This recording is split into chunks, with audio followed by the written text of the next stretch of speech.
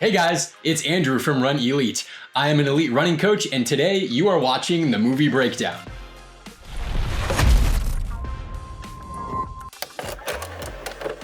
All right, first up is Without Limits. I think this is definitely the greatest running movie that's ever been made. It's got an all-star cast. It was made really well. It was actually a remake of a former movie called Prefontaine, and we may get to that too, but let's check this movie out. I mean, this story really takes off about Prefontaine, and it tells his backstory. And I mean, you can see the kids running through here, and it's this hypothesis that his coach had that he was running away from like fear and being bullied.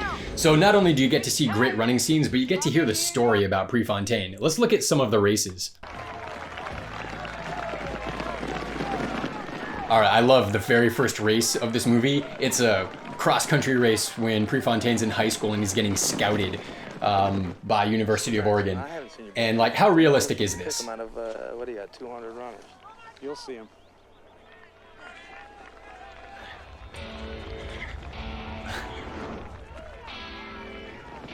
I just love it. Now, how realistic is it that a high school runner is just going to be flat out ahead of everybody else? Well, I've seen it. You've probably seen it too. Because at that level, if you're an outstanding runner, you really can kick the butts of basically everybody, and you can get this huge lead. Now, when we get to national, world class, and Olympic levels, to get a lead like that in a 5,000 meter race is pretty unheard of, but at this stage of his career, yeah, he can be that good. All right, on to our second race. This one is super cool. It's Prefontaine's first college meet, and you can see him kind of like tucked away in the pack there. All right, so right here, Prefontaine has this huge lead, and you can see his coach, Bill Bowerman, is just like not pleased with it, right? He's a crowd favorite, people are standing and cheering, and it tells the story about his ego that's like kind of driving him towards this excellent performance, but we find out that he's really costing himself time, and this is really a good coaching moment for anybody who's watching this movie, is that if you go out fast, you get that glory early on, but then as the race unfolds, you're costing yourself time. And so even though Prefontaine wins this race, and it's pretty entertaining, it's a good moment for us as watchers. Are they saying the roof's name? Could be.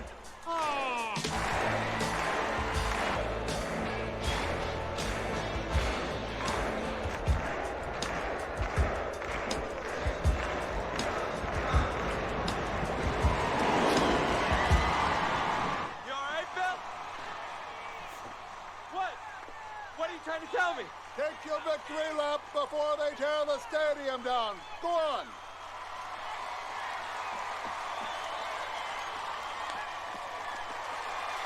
And so that's just an example of how like runner and coach aren't really seeing eye to eye. The coach really knows what's best for him to be able to run even faster, but Pre's kind of like caught up in being an immature runner. And throughout this movie, you get to see him just mature and become better and better. So there's a moment in the movie coming up to the Olympic trials where Prefontaine and his coach are like trying to iron out how do you win.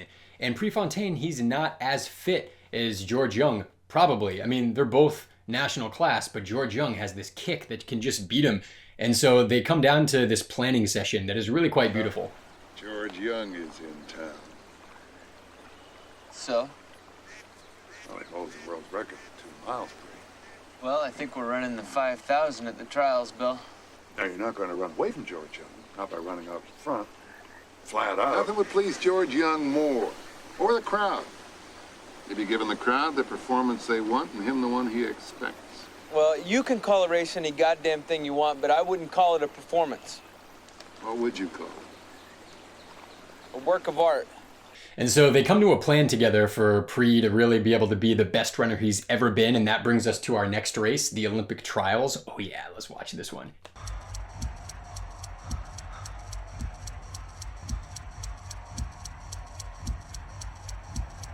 Prefontaine's time for that lap, 64 seconds.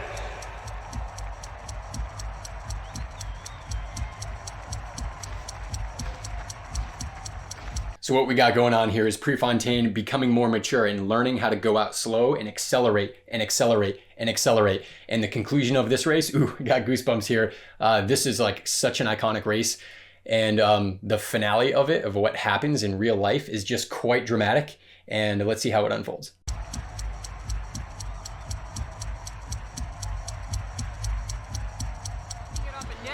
building a lead. The strategy is working. Prefontaine has broken George Young. In front of the sellout crowd at Hayward Field in Eugene, Oregon, they're on their feet, cheering the hometown favorite, and he is running away from George Young. Steve Prefontaine wins the Olympic trials and qualifies for his first Olympic Games. And Steve Prefontaine sets a new American record of 13:22.8. Steve Prefontaine's time. So he runs an American record. Now, what a lesson is it for all of us watching? It's so entertaining, and we get to see what can happen. The best time an American's ever run because he listened to his coach. All right, now we get to the Olympics. And if you don't know the outcome of this race, then, oh well, there's spoilers in this video if you haven't found out already.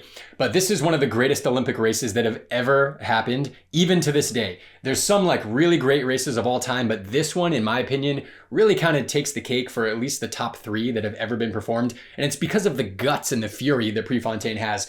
Now, in this movie, they filmed it only 200 meters at a time. And I really love and respect the way that this was filmed, because they had real runners come in. The guy who plays Lasse Viren, his name's Pat Porter, and he was an actual really good cross-country runner. So they're recruiting people who actually can run. And then in order to keep the speed of the runners accurate, look at the actors, they're not fit enough to be able to run these kinds of times, so they can't really film the race. What are they gonna do? And a lot of times in movies, you just see the runners running more slowly and they play music to make it dramatic. Here, they're running at actual 5K Olympic speed, but they only film 200 meters at a time and they reset. And it's so well done. It's so well rehearsed. I just love it. It's beauty at its finest. So let's watch.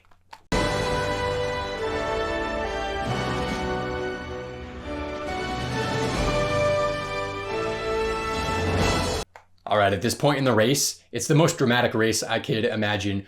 It comes down to Prefontaine saying that he's going to run the last mile faster than anybody. And if you listen to the interviews with these runners, after Prefontaine's death, they say, I always thought that he thought he was the only one who could run it under 4 minutes. He said to me, I'll run inside 4 minutes for the last mile. And I always got the impression that he thought he was the only one that could run inside 4 minutes for the last mile, whereas I knew I could.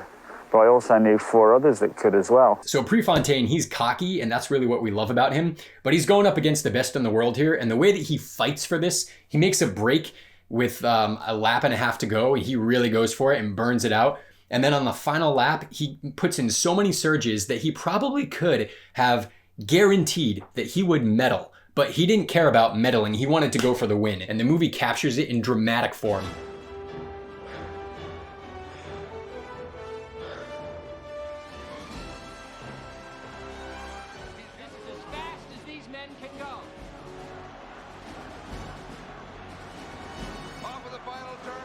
One of the best things about this movie is that they're splicing in actual footage of the race. So what you just saw on the screen is actual Munich 1972 footage, and they seamlessly cut it in with the actors here. So we're cutting back into the actors here, but as a viewer, you don't even know. This movie is so beautifully done.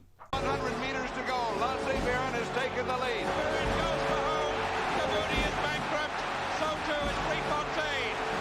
And the Finn goes in now for his second gold medal. And Stewart with a late run. The Finn wins. Kabudi second. Stewart gets the bronze. Prefontaine dies in the final stride. Fourth. So we're gonna end the races there on kind of that note that kind of like pulls you down a little bit. And the movie really does a great job resurrecting this character. And I won't give everything to you here, but this movie has one other scene that is just amazing. It's the final scene of the movie right before they start playing the credits. And it's the eulogy at Prefontaine's death. So we'll watch a second of that here.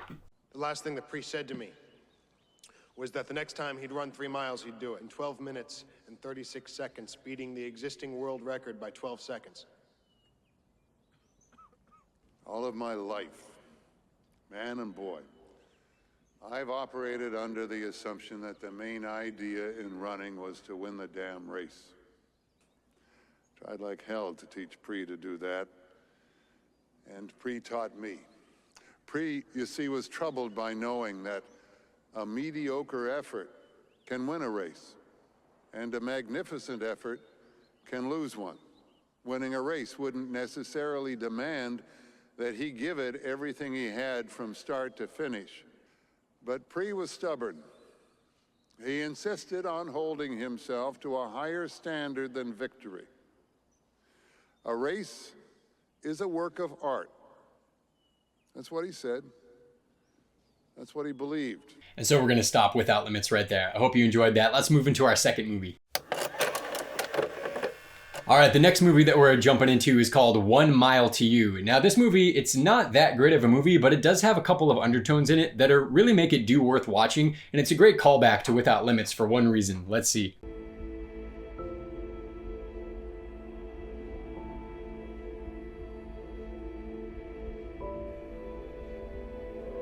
This movie really starts out with highlighting the character who's in a lot of pain. And a lot of runners, they run to achieve, but a lot of times we're also running away from our pain, isn't it? That we have a stressful job or a hard time at home, or we have a past where we didn't feel good enough and we're just kind of like running away. And that's really what this character envelops. So we got a cross-country runner who is, part of the team. He's got his girlfriend on the team, and tragically, the cross-country team essentially dies.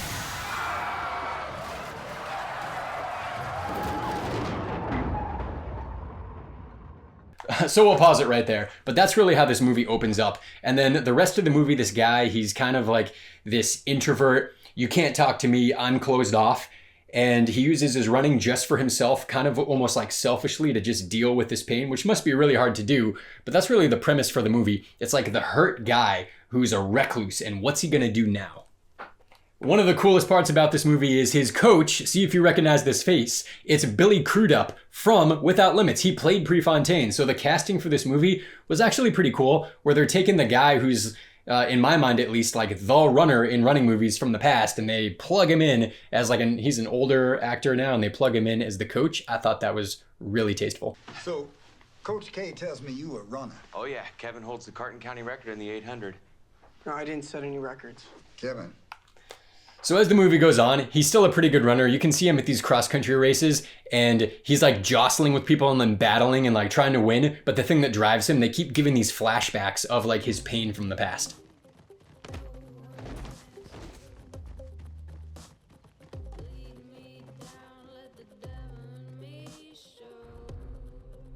And that's not very realistic. A runner who falls in a race, they generally get up right away and keep on going. In the movie here, they're dramatizing it, and he falls down, all the runners run over him, and he sits down and he kind of like gathers himself. A real runner wouldn't do this. They'd be up and they'd be at it right away. Even if you get trampled with some spikes, it's kind of the carnage event, cross country, in the woods, in the muck, with the spikes. And you see elite runners falling down not infrequently, and sometimes they get up and they win. He would not be sitting here this long.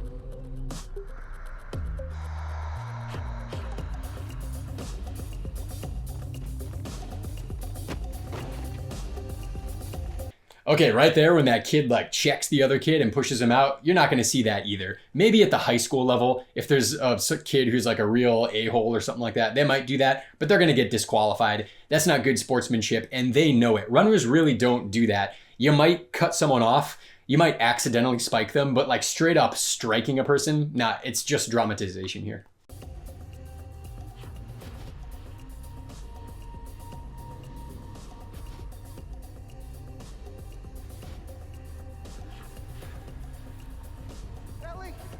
So that's really accurate. A lot of times we picture deep emotions that we have as we're running hard in a race. You can picture your loved ones or the loss of a loved one or anything that really moves your emotion. And that's really the best part about this movie, is that he's driven by his emotion, and we get these flashbacks, and he's running away from his pain, but he's really running towards love. The only way that he can connect with his now gone girlfriend is to run himself into oblivion, almost to the edge to where he's gonna die basically, and run himself like that hard because he then feels connected with her. And we'll do things as runners in order to feel connected with nature and our creator, connected with ourselves. That's kind of why we push ourselves to the edge. Why would we do that? It doesn't really feel good, but you get connected with your body, with others around you, with your competitors, and this movie does a great job at exemplifying that. And we finish off here with the final race of the movie, where you can actually see him running down the track, and he's literally in his mind chasing after that school bus.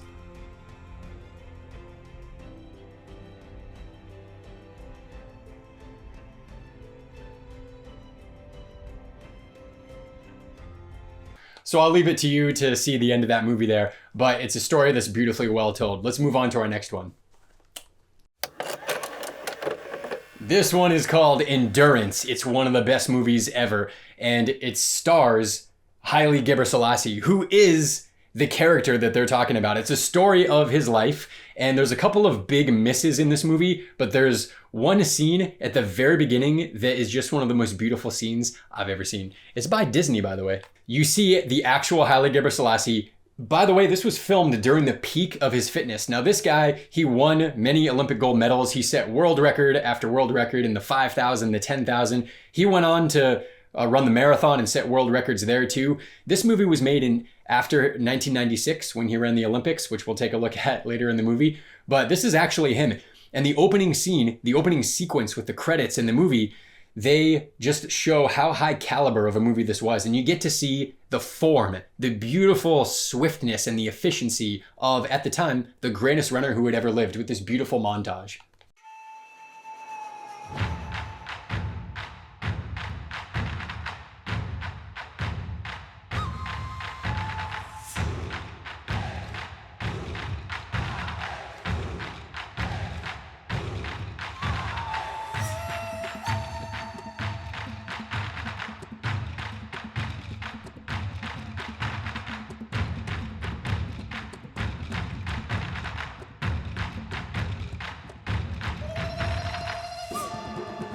And that scene right there is just the best scene of this entire movie. I've only watched the movie twice, I think, but I've watched this opening sequence again and again, watching that beautiful form. And everything else that happens is really just a documentary of his early upbringing and then what happened at the Olympics. Let's take a quick look. So we're going to go ahead to sort of the end of the movie here at the 1996 Olympics. And it's the 10,000 meter final. And this guy, he's, well known in Ethiopia, but on the worldwide stage, he's kind of at the beginning of his career. A lot of people don't know who he is, and he does really well.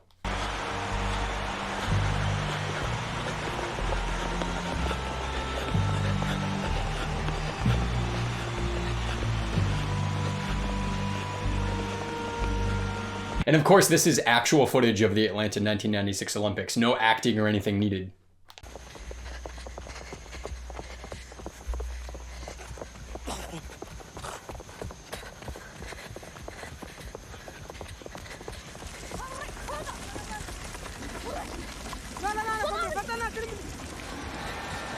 And once again, just like in the last movie, we see these images of Haile going back to his difficult childhood and what he had to do to basically help provide for his family and really just survive. And he's tapping into that primal part of himself, tapping into it, and pushing forward. Now, the guy who he's racing here, his name is Paul Tergat. Paul Tergat was an outstanding runner. Now, these two, they're going head to head here, and they're going to get a rematch actually at the 2000 Sydney, Australia Olympics too. And both of these races, they're just incredible. These two guys, they were really the best in the world. The only one that could possibly beat the other was the other, and nobody else was close to them in the world. So this is really their first high-level face-off together.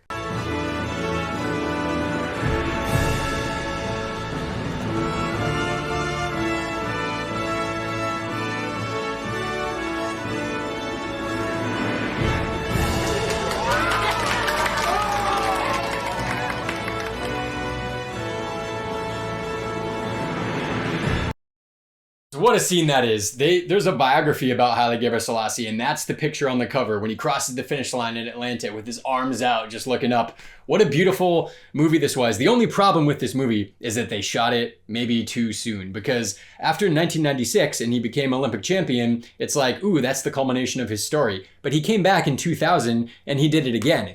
And he set multiple world records after that. And he ran for like another 15 years or so. And he went to the marathon and he broke the world record there too. So I kind of feel like this movie would have been even better if they waited another 15 years and just showed how his life unfolded. But they're trying to tell the story of like a struggling Ethiopian boy becoming top in the world, and they did that. They weren't necessarily trying to make a biography about this guy. But if they did, I kind of wonder how that movie would have come out. All right, on to the next one. Prefontaine. Yes, another movie about Prefontaine. There's actually two, if you can believe it. So we looked at Without Limits, which is by far a better movie, but Prefontaine came first.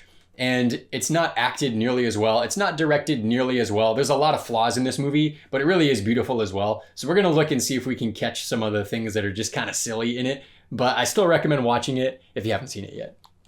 They start off the movie in like a fake documentary. So they're fake interviewing, okay? They have actors playing certain people in Prefontaine's life, and they started off with like asking them questions and hearing their responses. It starts off as an interview, and later on in the movie, the interview portion of it kind of goes away. They like forgot that they were doing a fake interview, so it's kind of weird, but that's how it starts off. Since running into a blood sport. You want to know what he meant to folks around here? What was the dippy kids used to say back then? You just had to be there.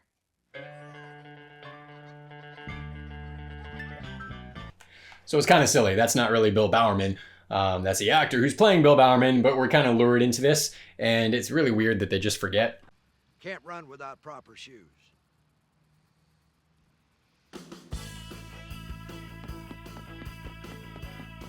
And what a shot that is right there. So Bill Bowerman was one of the co-founders of Nike, him and Phil Knight. And Bowerman would make track spikes for his runners. He would outline their foot and he would make custom shoes, and he would use a waffle iron and pour the rubber on it and make these shoes. So this is historically accurate. This is where Nike started. It started on the feet of Prefontaine and the other University of Oregon runners. And it's kind of fun because they were such makeshift that you can see what happened to the shoes here.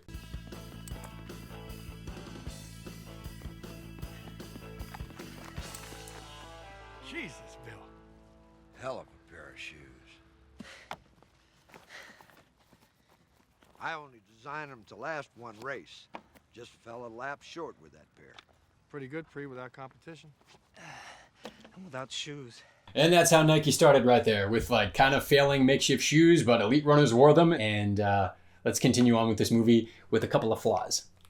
So we get up to the next race right here, and this is the NCAA final, where Prefontaine had actually cut his foot really bad. And in the two movies, they show it differently. They show him doing something kind of like dirty and erotic in Without Limits, which is totally made up. He actually did cut his foot on the side of a pool, kind of being irresponsible, but they stitched it up, and he ran the NCAA final on a foot that had 10 stitches in it and it's bleeding everywhere.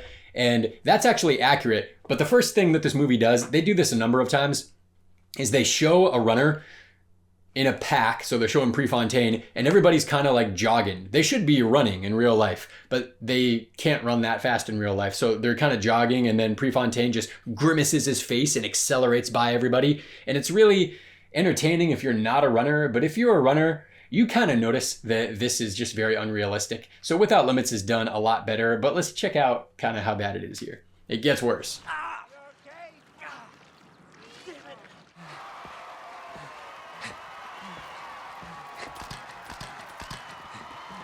Pre is leading the NCAA final on a foot with 10 stitches in it.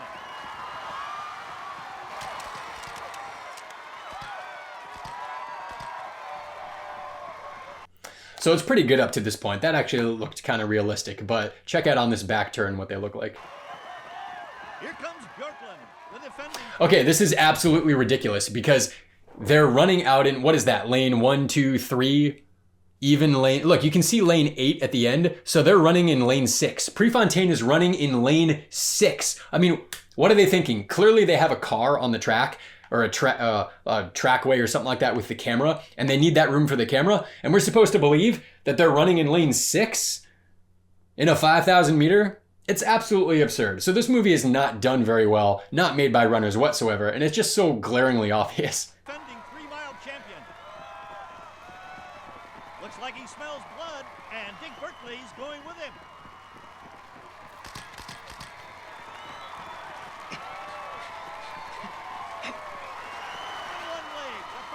And for some reason, Prefontaine, even though he's in lane 6, decides to pass between the two runners as opposed to on the inside. It's not realistic whatsoever.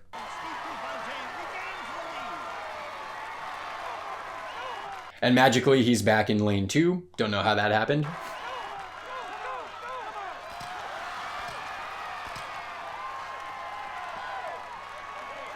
And I'm telling you, it gets even worse. Let's fast forward a little bit, like an hour in this movie to the actual Olympics, and the starting line of that is gonna just have you cringe. Than the field that is running in the 5,000 meters.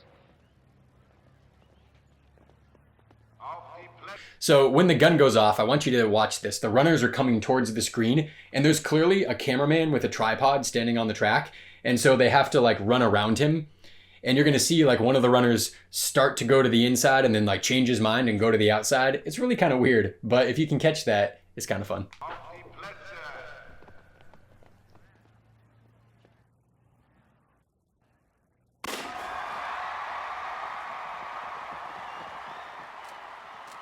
And that right there for me is kind of like the clincher about why this movie is not as good as Without Limits. I do suggest watching this because it's still good. For a short time, this was actually one of my favorite movies until I saw Without Limits. This has been Andrew Snow, Run Elite, with the movie breakdown. And I really hope that you have enjoyed our breakdown today of these movies. Now, if you liked this, go ahead and give it a like and a comment and subscribe. And if there's enough likes, if there's enough people who enjoy this, then I'm going to do a breakdown of not just movies, but documentaries. There's a lot of running documentaries from the ultra to the marathon and track. It's so fun. I've got a couple documentaries that you can't find anywhere else, and I'd love to do a breakdown for you. If you guys want that, leave a message in the chat below. I'll see you on the next one. Thank you. This has been Andrew Snow. Goodbye.